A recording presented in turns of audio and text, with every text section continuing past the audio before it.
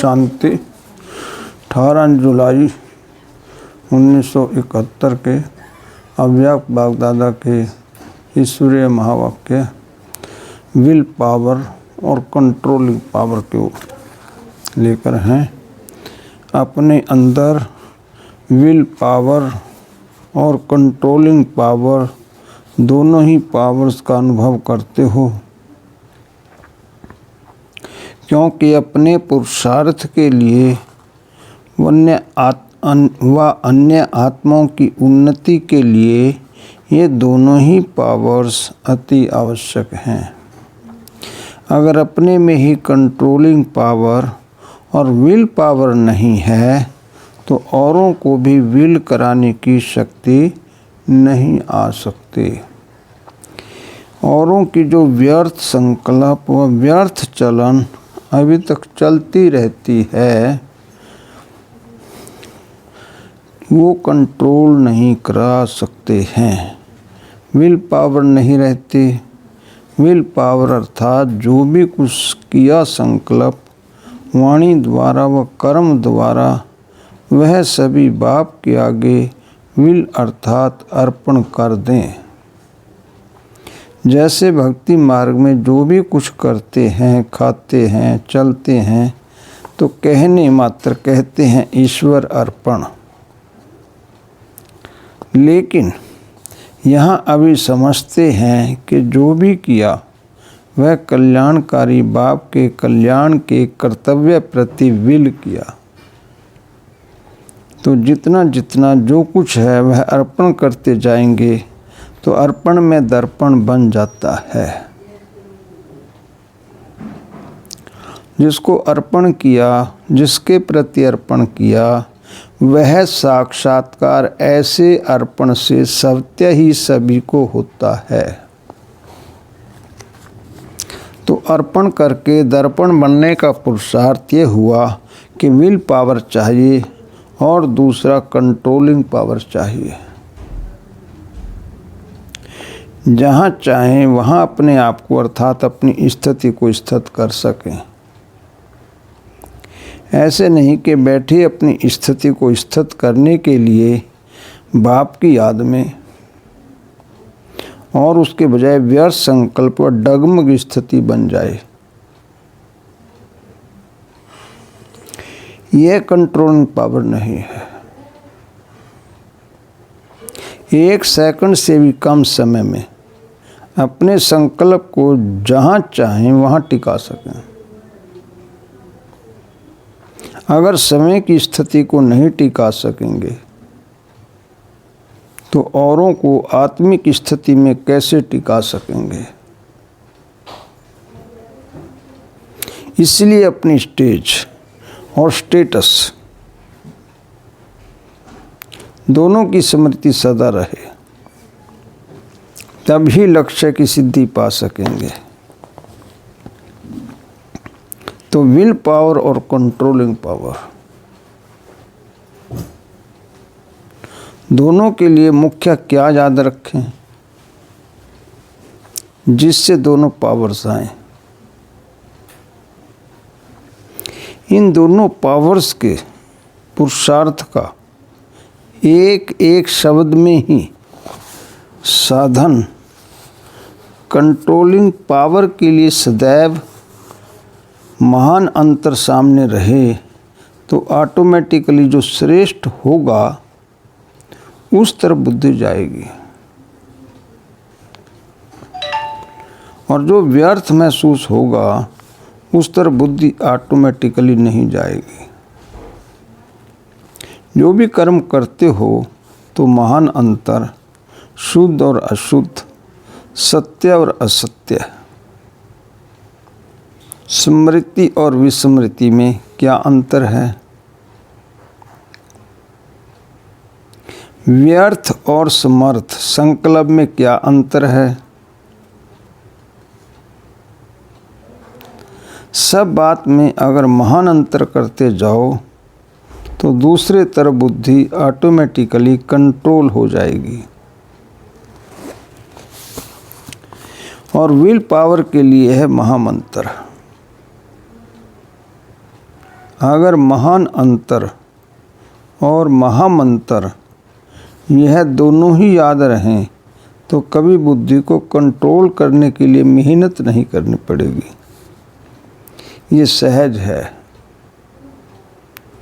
पहले चेक करो अर्थात अंतर सोचो, फिर कर्म करो।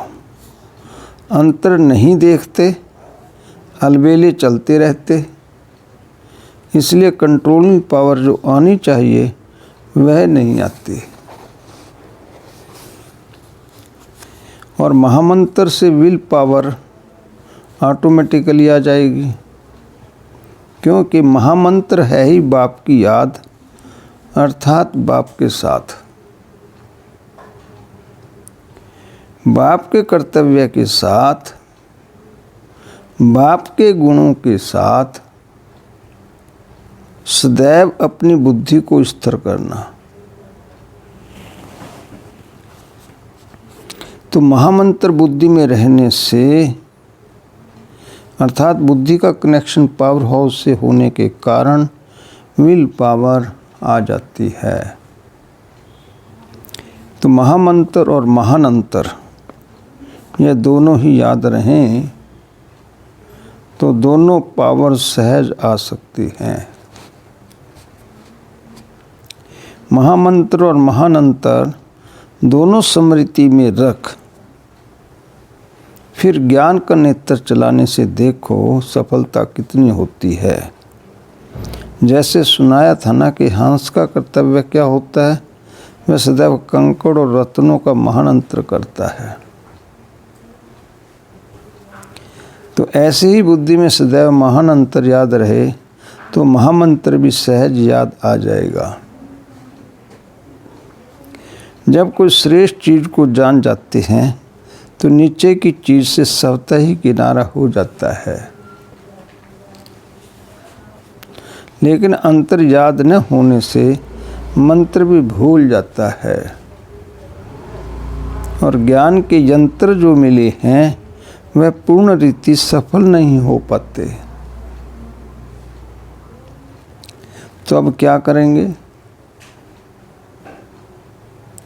सिर्फ 2 शब्द याद रखना है, हंस बनकर अंतर करते जाओ। समझा? जैसे बाप दादा के 3 रूप मुख्य हैं तो सर्व संबंध, फिर भी 3 संबंध मुख्य हैं ना। ऐसे सारे दिन के अंदर आपके भी मुख्य 3 रूप आपको याद रहने चाहिए। जैसे बाल अवस्था, युवावस्था और वृद्ध अवस्था होती है, फिर मृत्यु होती है, ये चक्कर चलता है। तो सारे दिन में 3 रूप कौन से याद रहें जिससे स्मृति भी सहज रहे और सफलता भी ज़्यादा हो।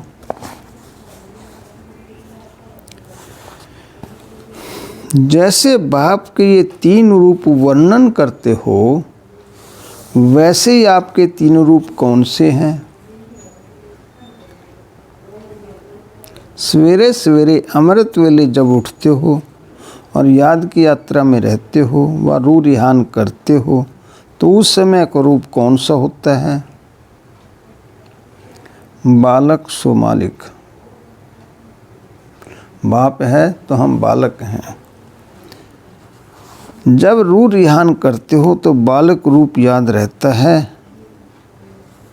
और जब याद की यात्रा का अनुभव रूप बन जाते हो तो मालिकपन का रूप होता है।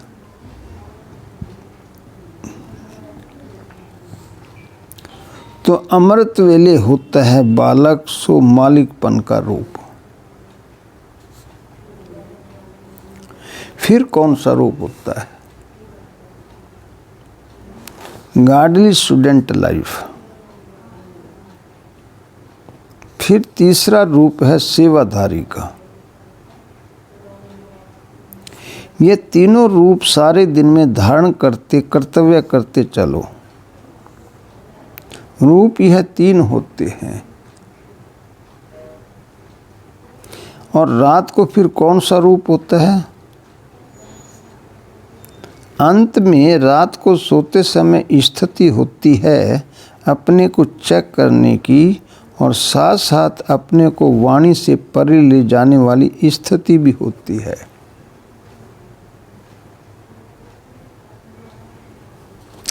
उस स्थिति में स्थित हो एक दिन को समाप्त करते हो, फिर दूसरा दिन शुरू होता है। तो वह स्थिति ऐसी होनी चाहिए जैसे नींद में इस दुनिया की कोई भी बात, कोई भी आवाज़, कोई भी आकर्षण नहीं होता है। जब अच्छी नींद में होते हो, स्वप्न की दूसरी बात है।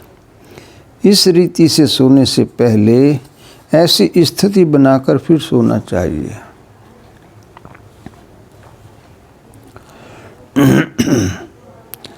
जैसे अंत में आत्माएं जो संस्कार ले जाती हैं वही मर्ज होते हैं, फिर वही संस्कार इमर्ज होंगे। इस रीति से ये भी दिन को जब समाप्त करते हो तो संस्कार न्यारे और प्यारेपन के हो गए ना। इसी संस्कार से सो जाने से फिर दूसरे दिन भी इन संस्कारों की मदद मिलती है। इसलिए रात के समय जब दिन को समाप्त करते हो तो याद अगन से व स्मृति की शक्ति से पुराने खाते को समाप्त अथवा ख़त्म कर देना चाहिए, हिसाब चूक कर देना चाहिए। जैसे बिजनेसमैन भी अगर हिसाब किताब चूक न रखते तो खाता बढ़ जाता और कर्जदार हो जाते हैं। कर्ज को मर्ज कहते हैं। इसी रीति से अगर सारे दिन के हुए कर्मों का खाता और संकल्पों का खाता भी कुछ हुआ, उसको चूक कर दो। दूसरे दिन के लिए कुछ कर्ज की रीति न रखो, नहीं तो वही मर्ज के रूप में बुद्धि को कमज़ोर कर देता है। रोज अपना हिसाब चूक कर नया दिन नई स्मृति रहे। ऐसे जब अपने कर्मों और संकल्पों का खाता क्लियर रखेंगे तब संपूर्ण व सफलता मूर्त बन जाएंगे। अगर अपना ही हिसाब चुकत नहीं कर सकते तो दूसरों के कर्म बंधन व दूसरों के हिसाब किताब को कैसे चुकत करा सकेंगे। इसलिए रोज रात को अपना रजिस्टर साफ होना चाहिए। जो हुआ वह योग की अग्नि में भस्म करो। जैसे कांटों को भस्म कर नाम निशान गुम कर देते हो ना, इस रीति अपने नॉलेज की शक्ति और याद की शक्ति, विल पावर और कंट्रोलिंग पावर से अपने रजिस्टर को रोज साफ रखना चाहिए। जमा न हो एक दिन के किए व्यर्थ संकल्प व व्यर्थ कर्म की दूसरे दिन भी लकीर न रहे, अर्थात कर्जा नहीं रहना चाहिए। बीती सो बीती, फुल स्टॉप। ऐसे रजिस्टर साफ रखने वाले व हिसाब को चूक करने वाले सफलता मूर्त सहज बन सकते हैं। समझा, सारे दिन का चक्कर बनना है।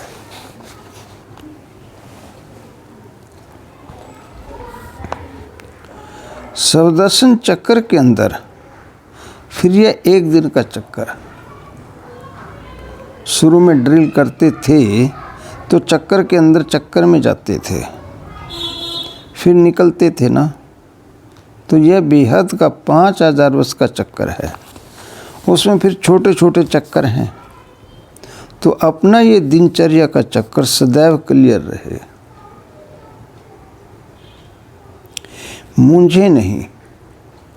तब चक्रवर्ती राजा बनेंगे। रजिस्टर साफ करना आता है ना। आजकल साइंस ने भी ऐसी इन्वेंशन की है, जो लिखा हुआ सभी मिट जाए, जो मालूम ही ना पड़े। तो क्या साइलेंस की शक्ति से अपने रजिस्टर को रोज साफ नहीं कर सकते हो? इसलिए कहा हुआ है कि बाप के प्रिय व प्रभु प्रिय व दैवी लोक दोनों के प्रिय कौन बन सकते हैं? सच्चाई और सफाई वाले प्रभु प्रिय भी हैं और लोक प्रिय भी हैं, और अपने आप को भी प्रिय लगते हैं। सच्चाई सफाई को सभी पसंद करते हैं। रजिस्टर साफ रखना ये भी सफाई हुई ना, और सच्चे दिल पर साहिब राजी हो जाता है। अर्थात हिम्मत और याद से मदद मिल जाती है। अच्छा, ओम शांति।